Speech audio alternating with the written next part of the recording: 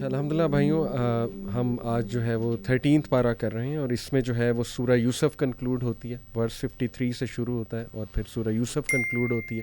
اس کے بعد سورہ رعد، one of the most powerful سورہز ماشاء اللہ. اینڈ دین سورہ ابراہیم کا کچھ جو ہے وہ حصہ اس میں الحمدللہ.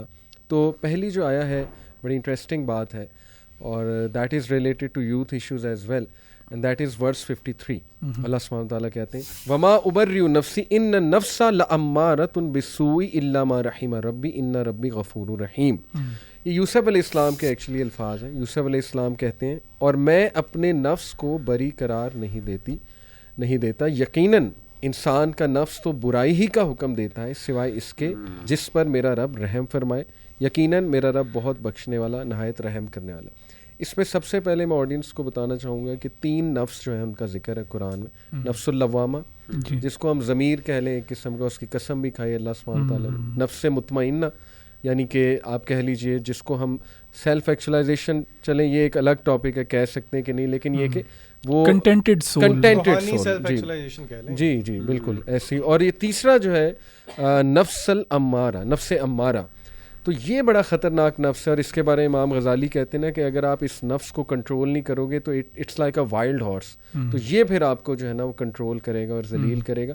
تو دیکھیے آج جو موویز اور یہ ٹی وی سیریز کی دنیا ہے نا، پوری میڈیا انڈسٹری، وہ سبلیمنل سائیکالوجی نا پوری ایک فیلڈ ہے اس حوالے سے. سبلیمنل میسیجز جو ایک خاص فریکوینسی پہ ہٹ کرتے ہیں انسان کے انکانشیس اور سب کانشیس مائنڈ، اور انسان کو احساس بھی نہیں ہوتا. جیسے ایک مووی ہے نا، وہ ساری لیٹ سے اچھی ہے، لیکن اس میں کوئی ایسا ایک سین ہوگا یا کوئی ایسا سبلیمنل میسیج ہوگا جو ہمارا انکانشیس پارٹ جو ہے وہ پکڑ لے گا، اور اس کے بعد وہ ہماری پرسنالٹی میں آ جائے گا.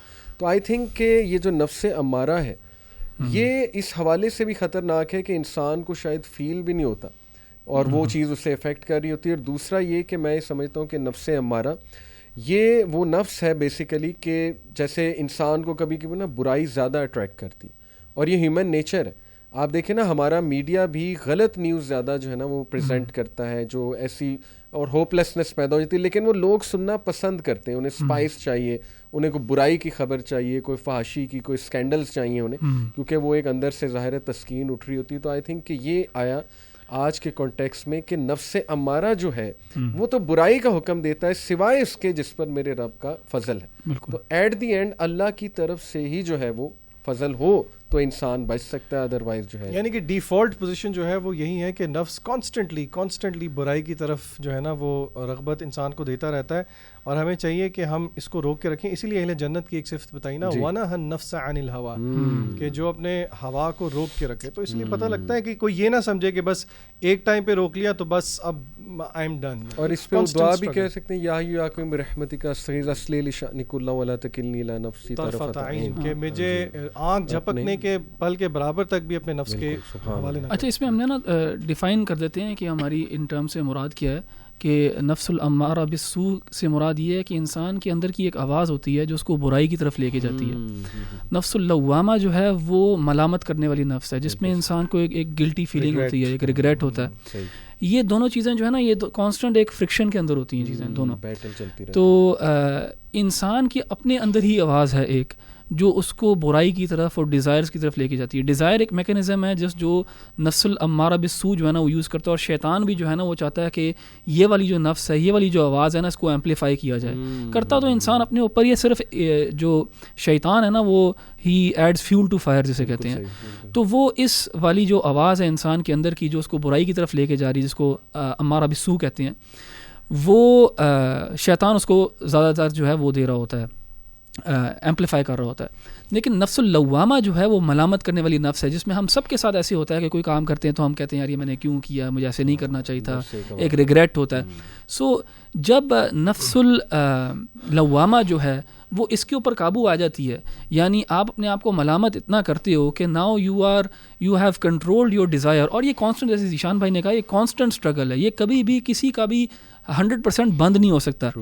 تو یہ کانسٹنٹ اسٹرگل ہے. اور جب انسان جو ہے وہ اس اسٹرگل میں کسی نہ کسی کامیابی کی طرف جانا شروع کرے گا تو پھر وہ نفس المطمئنہ کی طرف جا سکتا ہے. اور نفس المطمئنہ جو ہے وہ ایک اطمینان والی نفس ہے, وہ کنٹینٹ نفس ہے جو اب فرکشن کے اندر اتنی زیادہ نہیں ہے. اینڈ کچھ علماء کے نزدیک تو یہ اسٹیٹ جو ہے اس دنیا میں 100% تو اچیو ہو ہی نہیں سکتی, لیکن کچھ حد تک جو ہے انسان جو ہے وہ اس اسٹیٹ کو اچیو کر سکتا ہے کہ اب اس نے اپنے جو فرکشن جس کے ساتھ وہ ڈیل کر رہا تھا اس کو کافی حد تک کنٹرول کر لیا, اور اب وہ ایک کنٹینٹڈ سول کی طرف جا رہا ہے. اس سے نا مجھے ایک بات یاد آتی جو میں نے پڑھی تھی, جو امام الغزالی رحمۃ اللہ علیہ نے نا اپنی کتاب ایھا الولد میں کی.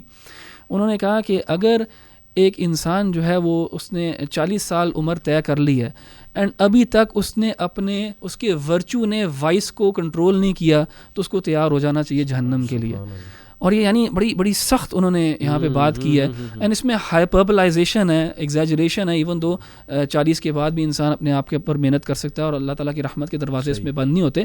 لیکن ایمفسائز کرنے کا یہ مطلب ہے ادھر, اور خاص طور پہ جو ہماری آڈینس لیس دین 40, جب بھی ہم اس کشمکش میں ہوتے ہیں, ان دونوں جو آوازیں ہمارے اندر کی جو ہیں, جو نفس کی دو سائڈز ہیں, it is easier to fix these things, to fight these desires when you are young. آپ اپنے 20s میں ہیں, 30s میں ہیں.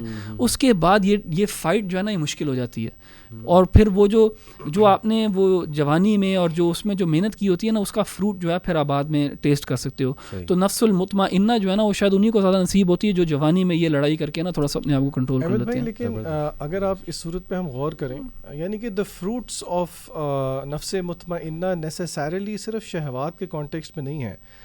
اگر آپ سورہ یوسف پہ غور کریں, اور آف کورس کہ وی کین بی کریکٹڈ, لیکن مجھے لگتا ہے کہ یعقوب علیہ السلام was a perfect manifestation of نفس مطمئنہ, کیونکہ جب دوسری دفعہ ان کو جب پتہ لگا, جب وہ قحط آیا اور ان کے بیٹے گئے, تو یہ آیت نمبر 83 اور 84 میں سورہ یوسف کی کوٹ کرنا چاہ رہا ہوں. انہوں نے جب کہا کہ اس طرح بھائی ہمارا وہاں پہ رہ گیا, تو یعقوب علیہ السلام نے وہی چیز کہی جو پہلے بھی کہی تھی, قال بل سولت لکم انفسکم امرا فصبر جمیل.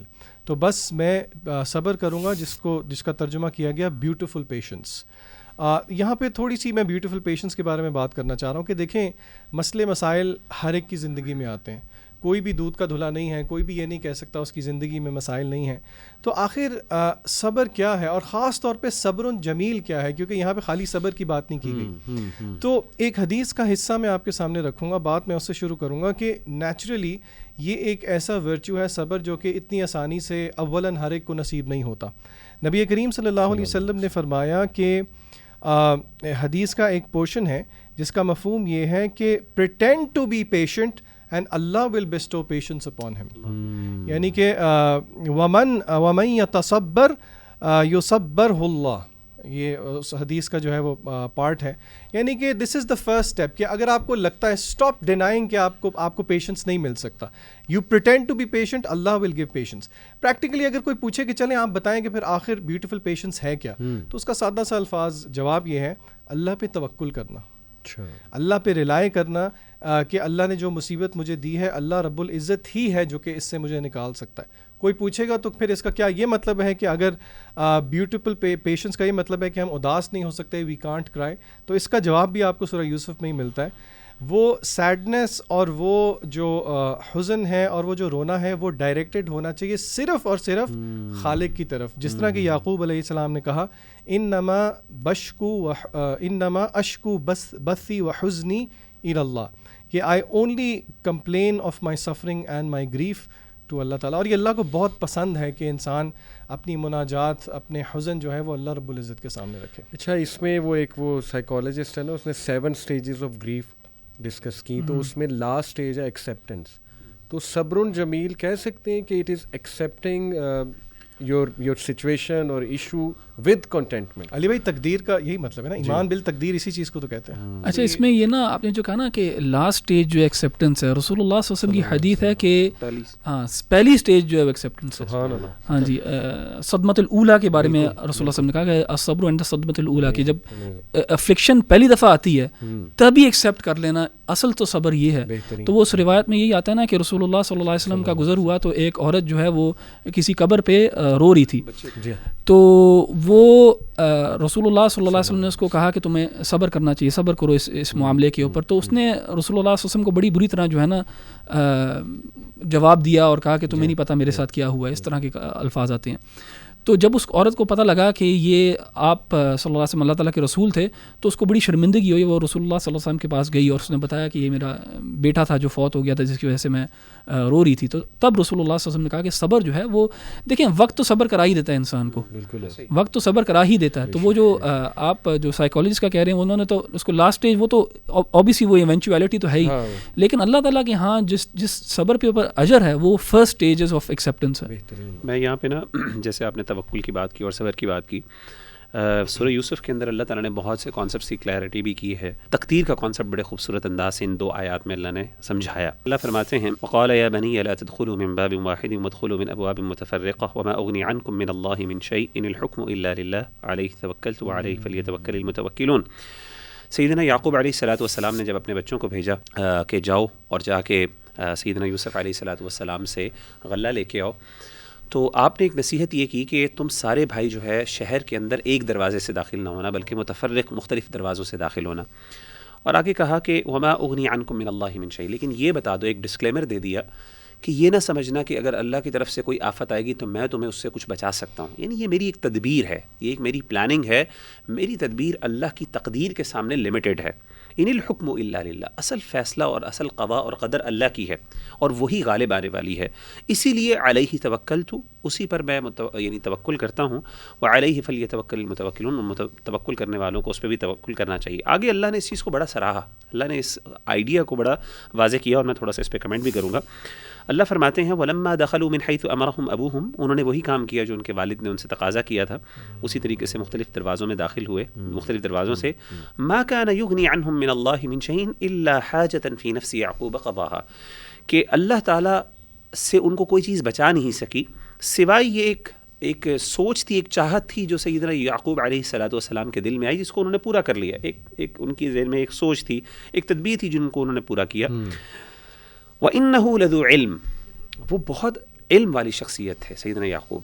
علمناہ، ہم نے ان کو سکھایا تھا. ولیکن اکثر الناس لا یعلمون، اکثر لوگ نہیں جانتے. اسے پتہ چلا کہ تقدیر کے کانسیپٹ کو سمجھنے کے لیے 2 کانسیپٹس آپ کو سمجھنے کی ضرورت ہے. ایک ہے تدبیر اور ایک ہے تقدیر. تدبیر کہتے ہیں ہماری پلاننگ کو، ہماری ایفرٹس کو، اور تقدیر کہتے ہیں ریزلٹس کو یا اس عمل کو جو عمل اس ایفرٹ کے ذریعے یا نتیجے کے اندر یعنی اپیئر ہوتا ہے یا ایگزسٹنس جس کو حاصل ہوتی ہے. تو پتہ چلا کہ انسان کو اللہ نے تدبیر کا اختیار دیا، پلاننگ کا، اور پلاننگ کرنے کے اینڈ پہ تقدیر شروع ہوتی ہے. یعنی جہاں پہ ہماری پلاننگ اور ہماری ایفرٹ ختم ہوتی ہے وہاں سے تدبیر یعنی وہاں سے تقدیر شروع ہوتی ہے. ان ادر ورڈز پہلی بات تو یہ پتہ چلی کہ ہمیں اپنی ایفرٹ پوری کرنی چاہیے، ہمیں اپنی پوری پلاننگ کرنی چاہیے جیسے سیدنا یعقوب نے کی. اس میں یہ نہیں اپنی طرف سے کمی نہیں کرنی چاہیے، بیٹھے رہنا چاہیے کہ اللہ تعالیٰ آسمان سے مدد نازل کرے، نہیں، اپنی ایفرٹ پوری طرح کریں. لیکن اس کے بعد ایفرٹ اور پلاننگ کرنے کے بعد پھر اس کو اللہ پہ چھوڑ دیں. ان ادر ورڈز ایفرٹ اور پلاننگ کرنے کے بعد اگر نتیجہ کوئی اور آ گیا تو ہمیں اس کو چیلنج یا اس پہ ناراض نہیں ہونا چاہیے. کیوں ورنہ پھر وہ تقدیر پر ایک قسم کا اعتراض ہو جائے گا. اسی لیے آپ دیکھیں کہ ہمارے دین میں صحیح بخاری کی حدیث ہے کہ آپ صلی اللہ علیہ وسلم نے کہا اتقوا اللو، یہ جو لفظ لو ہے نا، کاش، اس سے منع فرمایا. کیوں؟ آپ نے فرمایا کہ تم اللہ کی تقدیر کو بدل نہیں سکتے. یعنی تقدیر کا مطلب یہ کاش میں اس طرح کر لیتا تو یہ نتیجہ نکل آتا. بھائی تقدیر آلریڈی اللہ کی ڈیفائنڈ ہے. آپ کی تدبیر ہو سکتی ہے، آپ تدبیر کے حوالے سے پلاننگ کر سکتے ہو، مینیج کر سکتے ہو. تو اسی لیے اس سے بہت بڑی بات سمجھ آئی کہ ایک تو غم نہ کرے انسان، دوسری بات ہے ایفرٹ پوری کرے. تو ایفرٹ پوری کرنے کے بعد انسان کو چاہیے کہ اب اس کو پھر تقدیر سمجھ کے قبول کرے کہ یار میں نے ایفرٹ پوری کی، محنت کی ہے، اب مجھے ڈپریشن میں نہیں جانا، مجھے جو ہے نا اس کا حزن نہیں غالب آنا چاہیے. تو یہ کانسیپٹ بڑا زبردست ہے. یہ آئی تھنک کہ یہ ایکسیپٹنس بہت امپاورنگ بھی ہے، بہت پاورفل. جس طرح اسی صورت کے شروع میں اللہ نے کہا نا واللہ غالب علی امری ولیکن اکثر الناس لا یعلمون. یعنی کہ میں سمجھتا ہوں کہ اگر اس کو انٹرنلائز کر لیں تو یہ ایکسیپٹنس کے بجائے آپ کو امپاور کرتی ہے چیز کہ آپ اللہ کی تقدیر پہ توکل کریں. جزاک اللہ مغیرہ. میں دوسری جو ورس شیئر کرنا چاہوں گا ریفلیکشن، دیٹ از فرام سورہ رات، ورس 17 ہے، اور اس میں ماشاءاللہ بڑی ایک خوبصورت پیرابل اللہ سبحانہ و تعالیٰ نے دی ہے. ایک پورا سبجیکٹ ہے ریٹرک آف دا قرآن، یعنی جو پیرابلز ہیں اللہ سبحانہ و تعالیٰ کی، تو ان میں کتنی ہمارے لیے مثالیں ہیں. تو یہ آیا میں لمبی ہے کافی لیکن تھوڑی سی پڑھتا ہوں. انزل من السماء ماء فسالت اودية بقدرها فاحتمل السيل زبدا رابيا ومما يؤكدون عليه في النار ابتغاء حلية او متاع زبد مثل كذلك يضرب الله الحق والباطل. وہ آسمان سے پانی برساتا ہے، پھر تمام ندیاں بہنے لگتی ہیں اپنی اپنی وسعت کے مطابق. تو اس میں جو ریفلیکشنز ہیں انشاءاللہ، پہلی ریفلیکشن دیکھیں بڑی امپورٹنٹ ہے کہ ریلیجس نالج اور وحی کو اللہ سبحانہ تعالیٰ نے بارش کے ساتھ جو ہے وہ مثل دی ہے. جیسے بارش ایک جگہ کو فرٹائل کر دیتی ہے اور ڈیڈ ارتھ کو بھی ریوائیو کر دیتی ہے، تو اس لیے بڑا ضروری ہے سمجھنا کہ دل جب ڈیڈ ہو جاتے ہیں، جب قلوب ہارٹس ڈیڈ ہو جاتے ہیں، تو اس کا سب سے بہترین سلوشن ہے کہ وہی سے نالج حاصل کیا جائے اور ذکر اللہ جو ہے وہ کیا جائے. اور پھر انٹرسٹنگ بات یہ ہے کہ اللہ سبحانہ و تعالیٰ نے مثال ایک ندی کی یا ایک وہ پاتھ وے کی دی کہ اکارڈنگ ٹو وہ اپنی وسعت کے مطابق، اکارڈنگ ٹو دیر کیپیسٹی وہ پانی کو ایبزارب کرتے ہیں. تو یہاں پہ اشارہ ہے اس طرف کہ ہارٹس کی بھی کیپیسٹیز ہوتی ہیں، ڈفرینٹ ہارٹس ہوتے ہیں، کسی کی کیپیسٹی کم ہے نالج لینے کی، کسی کی زیادہ ہے، اور یہ اللہ کی دین ہے. تو اس حوالے سے اب سوال یہ پیدا ہوتا ہے کہ اس کیپیسٹی کو کیسے بڑھایا جائے. تو اس پہ امام شافعی رحمہ اللہ کا ایک مجھے کال یاد آ گیا نا، انہوں نے اپنے استاد سے پوچھا کہ میں نالج جب بھول جاؤں تو کیا کروں. تو کانٹیکسٹ اس کا یہ کہ گناہ جو ہے اس سے بچو، کیونکہ گناہ کی جو کثرت ہے ظاہر ہے کہ اس سے انسان کی یاداشت بھی کم ہوتی ہے اور نالج بھی لاسٹ ہوتا ہے. I think one of the ways is کہ انسان گناہوں سے بچنے کی پوری کوشش کرے اگر وہ اپنے ہارٹ کی کیپیسٹی کو بڑھانا چاہتا ہے. کیونکہ وہ ابو ہریرہ رضی اللہ عنہ کو غالباً نبی صلی اللہ علیہ وسلم نے کہا تھا نا کہ دیکھو ضرورت سے زیادہ نہ ہنسو، بیکاز کثرت سے ہنسنا دل کو مردہ کر دیتا ہے، اور جب دل مردہ ہے تو پھر وہ ایبزارب تو نہیں کرے گا چیزوں کو، بلکہ Zeeshan will relate to me. ہم نے اکثر اسٹوڈنٹس کو ماشاءاللہ قرآن پڑھایا ہوا ہے، سیرہ پڑھائے ہوئے، تو آپ نے دیکھا نا اسٹوڈنٹس میں جب کثرت سے مذاق ہوتا ہے اور یہ میم کلچر اور یہ وہ، تو وہ ان پہ اثر نہیں کر رہی ہوتی باتیں. تو میں انہیں یہ بتاتا ہوں حدیث کے، دیکھو کثرت سے مذاق وہ منع ہے. پھر اس میں بڑی خوبصورت جو مثال ہے فالس ہوڈ اور ٹروتھ کی، وہ کیا مثال ہے وہ میں آپ کو پڑھ کے سنا دیتا ہوں. پھر اٹھا لاتا ہے سیلاب ابھرتے جھاگ کو، اور جن دھاتوں کو یہ لوگ آگ پر تپاتے ہیں زیور یا دوسری چیزیں بنانے کے لیے، ان پر بھی اسی طرح کا جھاگ ابھرتا ہے. اس طرح اللہ حق و باطل کو ٹکراتا ہے. اور پھر آگے وہ ایکسپلینیشن ہے، تو میں بتا دیتا ہوں. دیکھیں the falsehood is likened to the rising foam on the surface of the water and also to the impurities that are released when metals are heated, whereas truth is equated to the pure fertile soil or the pure metal which remains behind purification process کے بعد. دیکھیں اللہ سبحانہ تعالیٰ نے قرآن میں کہا نا کہ وَجَاءَ الْحَقُّ وَزَهَقَ الْبَاطِلُ إِنَّ الْبَاطِلَ كَانَ زَهُوقًا، کہ ٹروتھ آ گیا ہے، فالس ہوڈ پیرش ہو جائے گا. فار ویریلی فالس ہوڈ نے ہونا ہی پیرش تھا.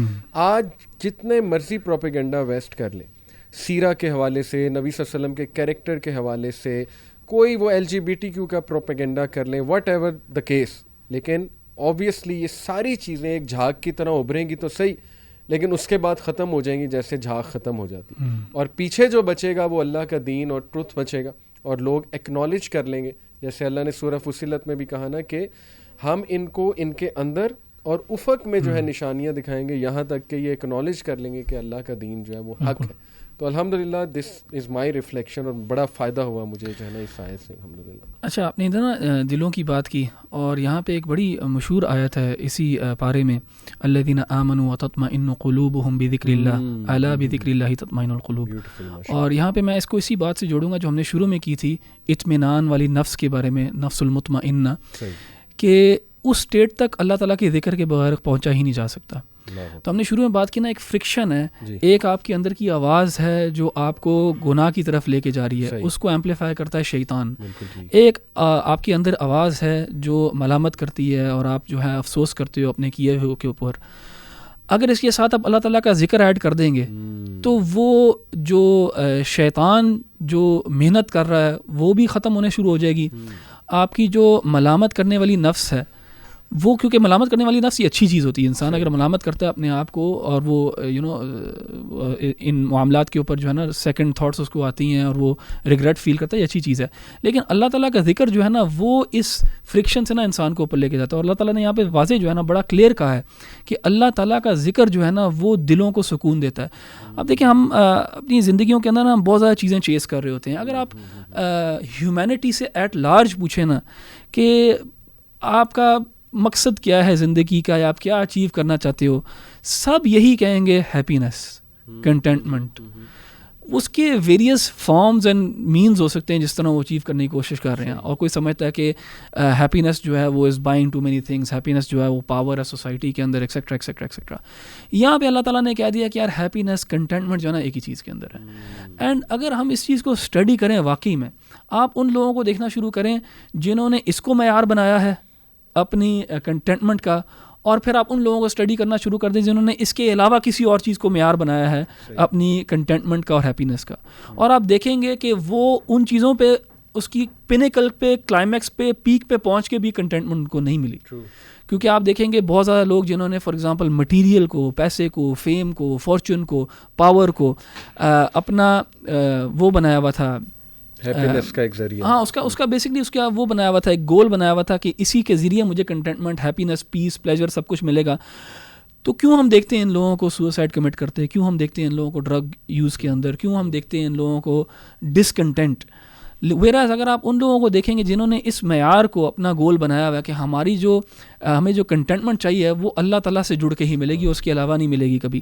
ان کو اگر آپ دیکھیں گے تو ان کی زندگیوں میں اگر آپ کو مٹیریل بھی کچھ نہیں نظر آتا, مصیبتیں بھی نظر آتی ہیں, لیکن ان کا دل کا حال جو ہے وہ اتنا پیور ہے, اتنا کنٹینٹ ہے کہ وہ ہر چیز پہ راضی ہیں. تو اصل جو پاور ہے اور اصل جو ہماری بھی ایسپریشنز ہونی چاہیے ایز بلیورز, وہ یہی ہونی چاہیے کہ ہم اس چیز کو اپنا گول بنائیں اور اس چیز کی طرف جائیں, اور باقی جو ڈسٹریکشنز ہیں, باقی جو نفس الامارہ جدھر ہمیں لے کے جاتا ہے ادھر ہم جانے سے بچیں. چونکہ قلوب کی آپ نے بات کی تو قلب سلیم کا ذکر قرآن میں ہوا ہے ابراہیم علیہ السلام کے حوالے سے, تو قلب سلیم بھی اسی کیٹیگری میں آئے گا کہ جو پیور ہے بہت زیادہ اور جس میں توحید کوٹ کوٹ کے جو ہے وہ بھری ہوئی. دیکھیں جو نفس المطمئنہ ہے نا اس کا دل بھی پھر صافی ہوگا, وہ قلب سلیم والا انسان ہوگا. اچھا, اس میں نا سورہ یوسف کی ایک آیت جو ہے اس میں بڑی پروفاؤنڈ آیت ہے 108 میں. اللہ تعالیٰ فرماتے ہیں قل هذه سبیلی ادعو الی اللہ علی بصیرۃ انا ومن اتبعنی وسبحان اللہ وما انا من المشرکین. کہ نبی صلی اللہ علیہ وسلم کہہ دیجئے کہ یہ میرا رستہ, ادعو الی اللہ, یہ اللہ کی طرف, میں اس کی طرف بلاتا ہوں. کیا مطلب ہے کہ اس رستے کی انتہا جو ہے وہ اللہ تعالیٰ کی معرفت اور اللہ کی رضا ہے. اسلام کا رستہ یہ اللہ کی طرف لے کے جاتا ہے, اور یہ جو رستہ جو ہے یہ کسی ایموشنل کنڈیشن کے اندر میں نے چوز نہیں کیا. نہیں, I am not emotionally moved by it. I mean emotional stance ہے, ٹھیک ہے, یہ ایموشنلی موٹیویٹ بھی کرتا ہے, اسٹیمولیٹ بھی کرتا ہے, لیکن it's not just emotional thing. یعنی علی بصیرۃ, یا میں نے کسی ریئیکشن کے طور پہ اس کو نہیں, اس رستے کو اپنایا, بلکہ علی بصیرۃ, میں نے اس کو بصیرت کے ساتھ اپنایا, سوچ سمجھ, یعنی یقین, برہان اور دلائل ہیں. تو یہ ایک بات بہت سمجھنے والی ہے کہ دین اسلام جو ہے وہ صرف کچھ فرسودہ خیالات اور توہمات پہ کھڑا نہیں ہے کہ بھئی سارے ریلیجنز پہ بلیو کرتے ہیں تو ہمارا بھی ایک ریلیجن ہے, یا پھر ان ریلیجنز کی جو بنیادیں ہیں ہماری بھی ریلیجن کی وہ بنیادیں ہیں, جس طریقے سے وہ ریلیجن نہیں, ہمارا ریلیجن علی بصیرت اور ہماری دلیل ہے, اور اس کو میں نے ومن اتبعنی, اور اس کو میں نے بصیرت کی بنیاد پہ چنا ہے, اور میرے جو فالوورز ہیں انہوں نے بھی. اسے پتہ چلا کہ ایک بندے کا, یعنی اسلام کا تقاضا یہ ہے کہ ایک بندہ اسلام کو جب چنے تو اگر a person should know what he believes in, a person should know what he believes in. یہ نہ ہو کہ وہ بندہ جو ہے نا بظاہر کہ جی سنی سنائی باتیں ہم نے کی ہوئی ہیں تو چلیں میرا مذہب یہ ہے تو میں اس کو فالو کرتا رہوں, بصیرت کے ساتھ. اور فرمایا وسبحان اللہ, اور اللہ تعالیٰ پاک ہے, وما انا من المشرکین, اور میں اس میں جو ہے نا وہ, اور میں جو ہے نا مشرکین میں سے نہیں ہوں. اچھا, ایک اور یہاں پہ اس آیت میں نا آگے سورہ ابراہیم ہے, سورہ ابراہیم کے اندر اللہ تعالیٰ نے ایک بڑے عقیدے کی بڑی خوبصورت بات کا ذکر کیا جو میں اس کو وضاحت کرنا چاہتا ہوں.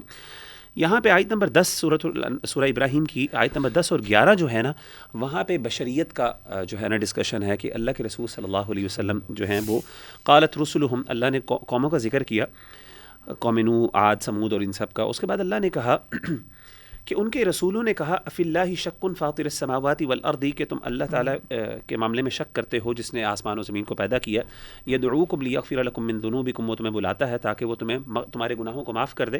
میں جلدی سے یعنی ایک بامحاورہ ترجمہ کر رہا ہوں. ویؤخرکم الی اجل مسمی، تاکہ تم جو ہے نا وہ تمہارے لیے مؤخر کر دے، تمہارے ایک وقت مقرر یعنی دنیا کے اندر وقت مقرر تمہارے لیے جو ہے اس تک تمہیں مہلت دے. قالوا ان انتم الا بشر مثلنا، انہوں نے کہا کہ ان سارے لوگوں نے، قوموں نے اپنے رسولوں کو کہا کہ تم تو ہماری طرح کے ایک بشر ہو. تريدون ان تصدونا عما كان يعبد آباؤنا فأتونا بسلطان مبين، تم چاہتے ہو کہ تم ہمارے جو معبود ہیں، معبودان باطلہ ہیں، ان کے راستے سے ہمیں روکو، تو ہمارے پاس ایک جو ہے نا واضح دلیل لے کے آؤ. اچھا، یہاں پہ نا ہمارے استاذ ہیں شیخ انس حفظہ اللہ، جب میں ان سے پڑھ رہا تھا تو انہوں نے ایک بڑی زبردست خوبصورت بات کی یہاں پہ. دیکھیں، یہ ایک کفار مکہ کے ہاں نبوت کے حوالے سے ایک اشکال تھا، اور وہ اشکال انفارچونیٹلی آج بھی پایا جاتا ہے. اور وہ ایک سوال ہے جس کا جواب وہ تلاش کر رہے تھے یا مانگ رہے تھے انبیاء سے، اور قرآن نے اس کا جواب دیا. کیا بشریت اور نبوت کسی ایک شخص کے اندر اکٹھے ہو سکتے ہیں کہ نہیں ہو سکتے؟ بشریت یعنی کہ ہیومینٹی یعنی being a human and being a prophet, can they be two qualities of a single individual or not?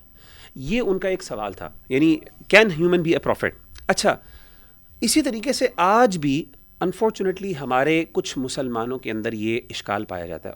یعنی ان ادر ورڈس ہوا یہ کہ یعنی کفار مکہ نے بھی اس چیز کا انکار کیا، اور انفارچونیٹلی آج ہمارے کچھ مسلمان بھائی بھی اس چیز کا انکار کرتے ہیں ود ڈیو رسپیکٹ. اور کفار مکہ نے نبی کی بشریت کو تو مانا لیکن ان کی نبوت کا انکار کیا. لیکن آج جو ہے کچھ بھائی وہ نبی کی نبوت کو تو مانتے ہیں لیکن ان کی بشریت کا انکار کرتے ہیں. ان ادر ورڈس کنکلوژن ایک ہی ہے کہ ایک شخص کے اندر نبوت اور بشریت اکٹھے نہیں ہو سکتے. انہوں نے کہا بشر ہے، نبی نہیں ہے. انہوں نے کہا نبی تو ہے لیکن بشر نہیں. تو کہنے کا مطلب ہے کہ آج آ کے کنکلوژن ایک ہی نکل جاتی ہے کہ یار نہیں، اسلام کا کانسیپٹ یہ ان آیات سے، یہ دونوں آیتوں کے اندر اگر واضح کلیئرلی اللہ تعالیٰ نے بیان کیا ہے کہ انبیاء نے خود اس بات کا تقاضا بتایا کہ ہاں، قالت لہم رسلہم ان نحن الا بشر مثلکم، انہوں نے انکار نہیں کیا، انہوں نے کہا کہ تم تمہاری طرح کے انسان ہو. انہوں نے کہا بالکل ہم تمہاری طرح کے انسان ہیں، ولکن اللہ یمن علی من یشاء من عبادہ، لیکن اللہ نے ہم پر احسان کیا ہے، اور اللہ جس پہ چاہے احسان کر سکتا ہے وہ وہی کا احسان. اس کے پیچھے نفسیات جو سمجھ میں آتی ہے نا وہ یہی ہے کہ کوئی چیز کو اتنی پاک کر دو کہ then it is people are unable to follow ہم، یعنی کہ عمل سے فارغ ہوا مسلمان بنا کے یہ بہانہ کہ یو نو، یعنی وہ بشر ہے تو وہ اگزامپل ہے نا انسانوں کے لیے. اور سورہ کہف کی آخری آیت بھی میرے خیال سے بڑا کلیئر ایویڈنس ہے. اصل میں ہماری ازمپشن یہ ہے کہ بشر ہونا جو ہے نا وہ کسی بندے کی توہین ہے. مطلب اس کی بھی ازمپشن یہ ہے کہ ایک بندے کا بشر ہونا یہ اس کی ویکنس ہے. سبحان اللہ، قرآن مجید میں سیدنا عیسیٰ علیہ الصلوۃ والسلام کے بارے میں جیسے ہم پہلے بھی ذکر کر چکے ہیں، انہوں نے بڑے واضح طور پہ کہا، انہوں نے کہا کہ قرآن نے کہا کانا یاکلان الطعام، وہ تو کھانا کھانے والے ہیں، اور کھانے کے ساتھ اور بھی چیزیں ایسوسیٹڈ ہیں. انبیاء جو تھے، اللہ کے رسول صلی اللہ علیہ وسلم کھانا کھاتے تھے، اور آپ صلی اللہ علیہ وسلم کی وہ ضروریات تھیں پوری جو ایک انسان کی ضروریات ہوتی ہیں. اس میں کوئی بڑی بات نہیں، اس میں ویکنس نہیں ہے، کوئی کمی نہیں ہے. اور یہ جو ہے انسان کی، یعنی انسان ہی بشر ہی ہے نا جس کو جو مسجود ملائکہ ہے. لیکن یہ مینشن کرنا بھی ضروری کہ دیکھیں کچھ بہت اسپیشل گفٹس اللہ سبحانہ تعالیٰ نے ہمارے نبی کو دیے. جیسے جب وہ 4 سال کے تھے تو ان کا سینہ جو ہے جبرائیل السلام نے ہارٹ دھویا ان کا. دیکھیں وہ تو سورہ کہف کی آیت خود کہہ رہی نا، یوحا الیہ. دیکھیں سب سے بڑی اور کیا نعمت ہو سکتی ہے کہ ان کو وحی دی گئی. لیکن کہنے کا مطلب ہے کیا یہ دونوں الگ چیزیں ہو سکتی ہیں؟ اور اصل میں وہ جو عبدہ و رسولہ ہوا نا، یہ اس کو لے کے آتا ہے، بیلنس کرتا ہے کہ وہ عبد بھی ہے لیکن رسول بھی ہے. اچھا، سو ایک اور اس میں جو بڑی اہم آیت ہے اسی پارے میں، وہ ہے شکر کرنے کے بارے میں. اور اللہ تعالیٰ نے بڑی ترغیب دلائی ہے، لئن شکرتم لازیدنکم، کہ اگر تم شکر کرو گے تو میں تمہیں زیادہ دوں گا اور دوں گا. تو یہ گریٹیٹیوڈ جو ہے یہ بڑی ایک اچھی جو ہے کوالٹی ہے، انسانوں کے اندر ہونی بھی چاہیے، اور اس کا سائیکولوجیکل ایفیکٹس بھی بڑے پازیٹیو ہوتے ہیں. لیکن اس میں یہاں پہ اسی آیت کے اندر شکر کا اپوزٹ اللہ سبحانہ وتعالیٰ نے کیا بیان کیا؟ کفر. اور کفر کے بارے میں کہا ہے کہ اگر کفر کرو گے تو میرا عذاب بھی شدید ہے. تو جسے ہم بھی اردو میں بھی مستعمل ہے نا کفران نعمت، کہ اگر نعمت کا انکار ہے تو وہ کفر ہے. تو یہ بڑا امپورٹنٹ اسپیکٹ، اور یہ اللہ تعالیٰ نے بڑے امفیٹک انداز میں کہا ہے کہ اگر تم شکر کرو گے لازیدنکم، یعنی ہم ضرور بضرور ہم تمہیں مزید دیں گے جس چیز کا بھی شکر کرو گے. تو یہ مومن کا جو ہے نا اس چیز پہ ایمان ہونا چاہیے. آخری جو میں ادھر ایک بات کروں گا، سورہ ابراہیم میں آخری چند آیات جو ہیں اس کے اندر یہ مینشنڈ ہے. اینڈ دیکھیں بہت زیادہ لوگوں کے لیے جو ہے نا پرابلم آف ایول واقعی میں ایک بہت بڑا پرابلم ہوتا ہے کہ ظلم کیوں ہے اتنا زیادہ دنیا کے اندر, اور ان کے لیے بہت بڑا مسئلہ ہوتا ہے, یا اس کو ریکنسائل کرنا مشکل ہوتا ہے. انشاءاللہ ہم کبھی کسی اور ایپیسوڈ میں بھی اس چیز کو تفصیل سے بیان کریں گے. لیکن یہاں پہ ایک آیت ہے سورہ ابراہیم میں جہاں پہ اللہ سبحانہ وتعالیٰ نے نا ایسے لوگوں کو تسلی دی ہے. ایک ان لوگوں کو تسلی دی ہے کہ جو جن کے اوپر ظلم ہو رہا ہے ان کو ایک تسلی ہے اس کے اندر, جو پرابلم آف ایول سے ان کے اندر ایک ایمپتھی ہے لوگوں کے لیے, ان کے لیے تسلی ہے. اور جو لوگ ظالم ہیں ان کے لیے ایک خطرناک وارننگ ہے کہ جہاں پہ اللہ تعالیٰ کہتے ہیں وَلَا تَحْسَبَنَّ اللَّهَ غَافِلًا عَمَّا يَعْمَلُ الظَّالِمُونَ إِنَّمَا يُؤَخِّرُهُمْ لِيَوْمٍ فِيهِ تَشْخَصُ فِيهِ الْأَبْصَارُ کہ اللہ سبحانہ وتعالیٰ کہہ رہے ہیں کہ یہ ہرگز نہ کوئی سمجھے کہ اللہ تعالیٰ غافل ہے اس چیز سے جو یہ ظالم کر رہے ہیں. اللہ صرف جو ہے ان کو مؤخر کر رہا ہے, ان کے عذاب کو مؤخر کر رہا ہے اس وقت کے لیے جب آنکھیں جو ہے نا خوف سے طاری ہوں گی. تو یہ جو ہے نا یہ ایک بہت زیادہ ایک کنٹینٹمنٹ دیتی ہے آیت ان لوگوں کو جن کے اوپر ظلم ہو رہا ہے, وہ لوگ جو ایمپتھائز کرتے ہیں ان کے ساتھ جن کے اوپر ظلم ہو رہا ہے, اور وہ لوگ جو ظالم ہیں ان کے لیے بھی اس میں بڑی ایک خوفناک جو ہے نا وعید ہے.